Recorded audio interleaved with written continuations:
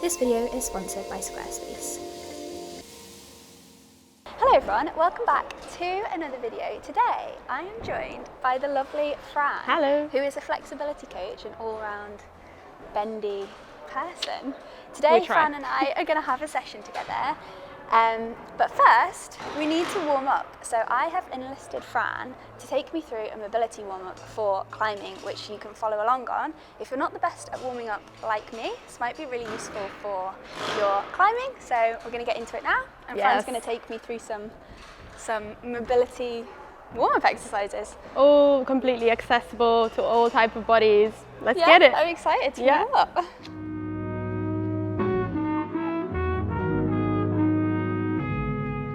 So to warm up the whole body, we're going to crawl forward to a plank and then crawl back. If you can, try and keep your knees as straight as possible throughout the process, then you get your hamstrings as well. So just simply crawling down. When you get to the floor, you can bend the knees obviously to bring the hands to the floor and then crawl forward. Hold it there for a second, squeeze the bum, bring the shoulders forward onto the wrist and then crawl back. All the way up to standing, nice and slow roll. And then we'll just do it another 5-6 times. You can go at your own pace. And we can do a little race for the last two. See who goes faster. Make sure you spread your fingers nice and wide and imagine to have like spider hands. So you're gripping the floor and you're warming up through the wrists and the fingers as well. Good.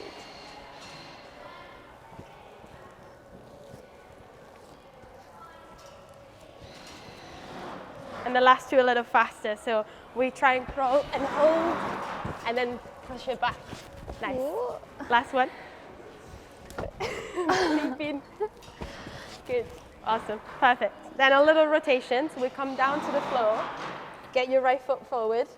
Any comfortable width between the 2 feet. We'll roll from the elbow. So as you exhale, take your elbow up to the sky and then rotate through the spine. And then we switch around, so hand to the floor, tabletop, left foot forward. Rotating from the elbow, exhale. Good. Same thing again. A few more times. You can increase the intensity by picking up the back knee, so that will feel more like a high step or a lunge. A bit more. Definitely feel it more in my hamstring. Yeah, exactly. So it obviously isn't for everyone straight away, but if you want, you can also try and step high without dropping your knees when you switch. Okay. Nice. Just one more on each side. That's already basically a high foot, but on the ground. And the reason why we're not rotating from the hand is because you can sort of cheat a little bit rotating from the hand, so the elbow keeps the rotation in the spine, which is what we want. Good. Nice. Do you feel a little warmer? Yes. Awesome. So we're going to start with specific joint warm up now. We'll start with the main components, which are shoulders and hips for climbing, and then we'll do a little bit of wrist and ankles warm up as well in case we're going on to any volumes, any slabs or strong stuff. For this one, it's better to stand up because then you can really feel if you're using your whole body or if you can keep it specific for the joint. So shoulder is called a controlled articular rotation for any joints, and we want to have a little bit of body tension. So imagine like, even if you're not holding on to anything, that you're squeezing your feet and finding a bit of what we call irradiation, so strong sort of compact body. Nice. You can make a fist with a hand that you're not using, and then we'll start with our right hand. We'll lift up, finding external rotation, so think about the thumb opening, and then we take it across to the other side. Now as you take it across, try not to move with the rest of the body, just the shoulder. Yeah, perfect. Then keep everything steady, lift the arm up all the way to full flexion. So whatever is your height without bending the elbow or without arching the spine. Good. Then from here, we take it to the back. Imagine that you're extending the hand all the way towards the back of the body. When you can't go any further, you can take the thumb and rotate it inwards. So we're coming into what we call internal rotation, and then all the way to extension. So as far back as possible without moving the rest of the body. And this is kind of the pace you want to keep, even if it feels a little like slow, because it's warming up all of the tissue. Then back into center, and then we reverse. Okay. Good. Awesome. Slow and steady. When you can't go any further, you can rotate the thumb, bringing it all the way high. We don't really want to feel any pain when you do the movement. So if you're noticing that there are like pinching points, you can sort of skip it and come back to a place where it feels good. All the way across. Nice. And then back down. Does it make sense? Yeah. Good. So same thing onto the other shoulder. We'll see if you feel better or worse. There's always one better side. Yeah. Across. Okay. And then all the way up.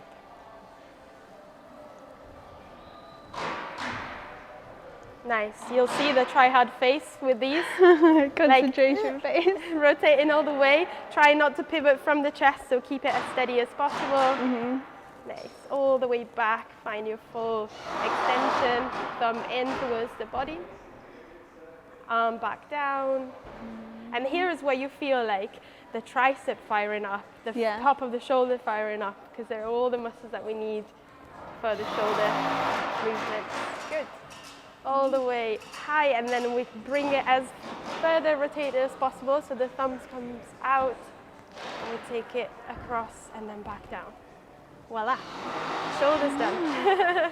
Yeah, Do you definitely feel like weirdly, because I have a little bit of a shoulder niggle in my left shoulder at the minute. That felt tighter in my right than in interesting. my left. Interesting. Sometimes I find that too.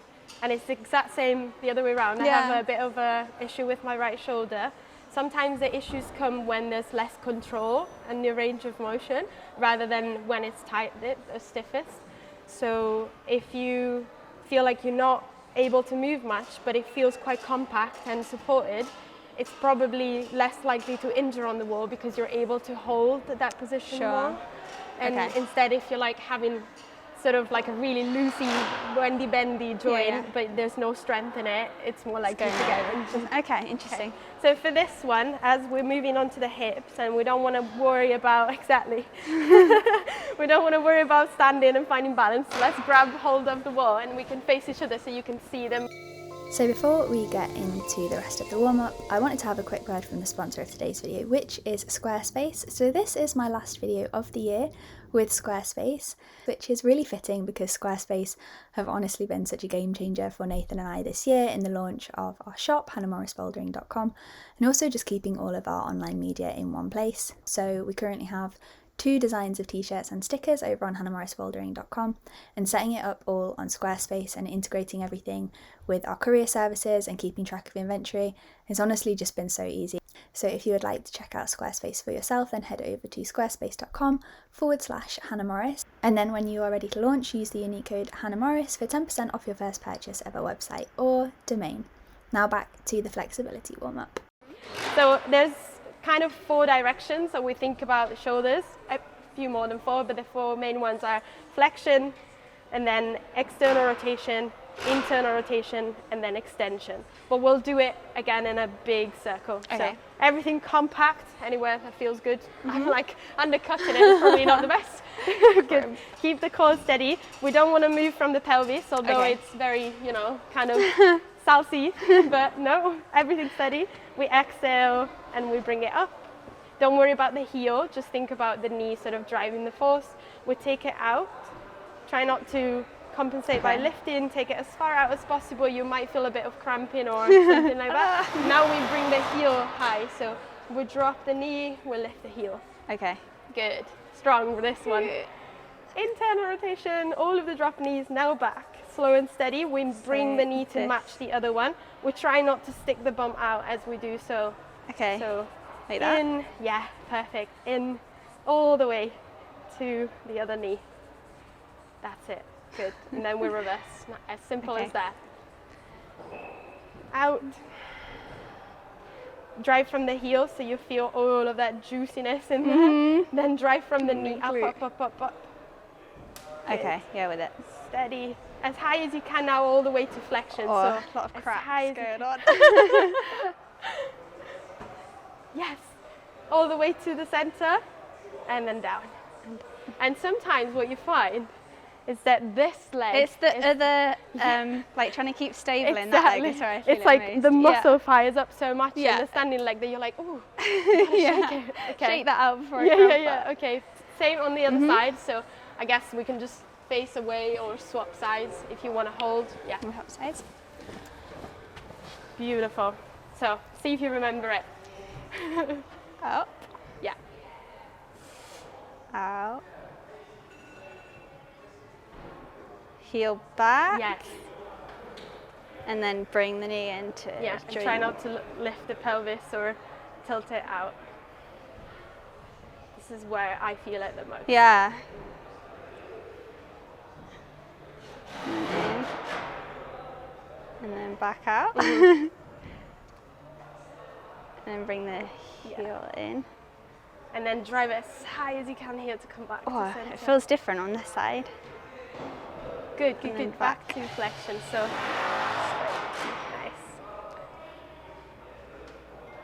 And down. Good. And then usually I do this to shake off. Like a little loosen. Awesome. So these are the two main joints that we use for climbing.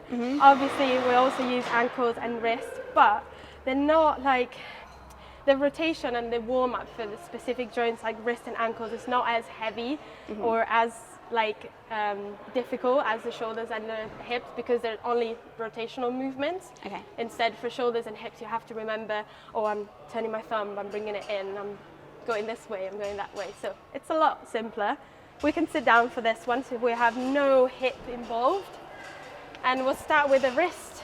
So get your elbows anywhere soft. So you're not moving from here, and we'll just try and move from there. Okay. You can start with your palm open, you can relax the fingers, and I just want you to try and find as much movement there as possible. You will feel like fighting, you will want to kind of Jittery hands. yeah. It's a good sign. When you're shaky, it's a good sign.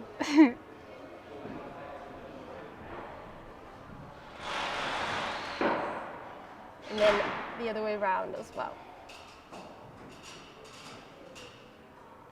So for a lot of climbers, this movement here, extension and engaging into the back of the forearm is basically like impossible. I've seen a lot of people with this much movement in the wrists. So this is a good way to begin to find that movement and range of movement back into their hands. And then just for finger's sake, we curl and then we make a fist, draw it in, squeeze it as hard as you can, good. And then release the wrist first and then the fingers. And we try and extend them as far away as possible. Good, one more time.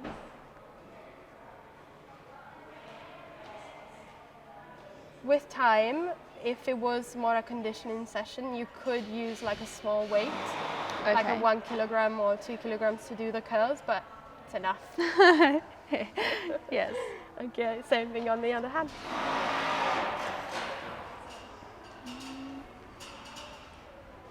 Funnily enough, I find that my left hand and my left wrist, which is the weakest of the two, is actually a lot more mobile again. Ah, okay. So because I don't have maybe as much like muscles, or I don't have like the strong tendon that I have on my right, I can move it a lot more. Yeah. And which is similar to what you were saying about the shoulders before.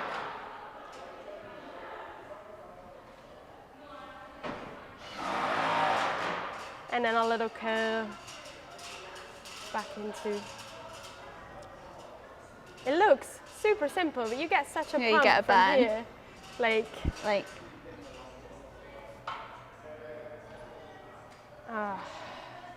Ooh. Nice. Ankles. Are you okay, like kneeling down?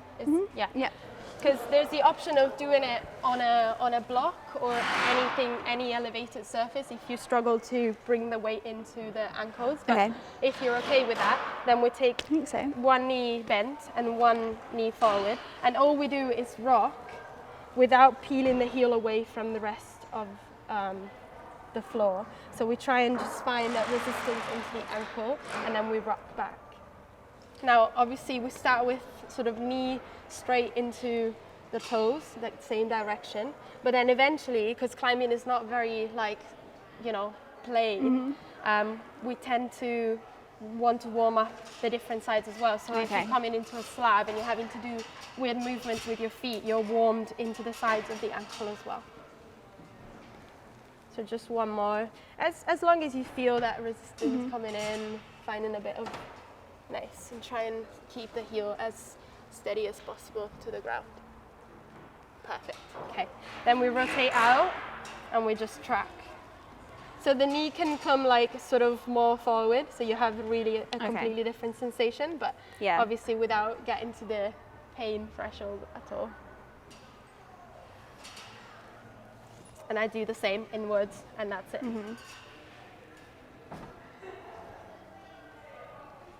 Often when we get injured in the ankles, it's not with the frontal plane, it's always sideways, because it's the one that we forget to warm up or strengthen. So it's quite good to make sure you cover all of the bases before you get on the wall, so you feel a bit more bendable and not breakable.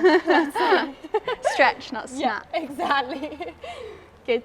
Same thing onto the other foot, and then we are done. And you also find so many differences on how you feel in this position with the other leg. And like I said before, if this isn't accessible, you could come up here and do it like this. It's a bit more loaded, but it's fine. Or you could bring the ankle on top of a block or like a jumping box, and then just do the same standing. But this is, you know, the one that I go to because it gives the other ankle also a little stretch. So.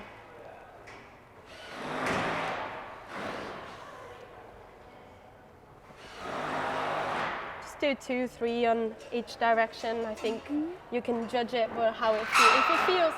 I would say, if you don't know how to gauge when you're warmed up, for me, it's a sensation of beginning to build a little bit of tiredness in that tissue, and when I feel that, it makes me think, okay, I think I'm warmed enough. But obviously everyone is different. So.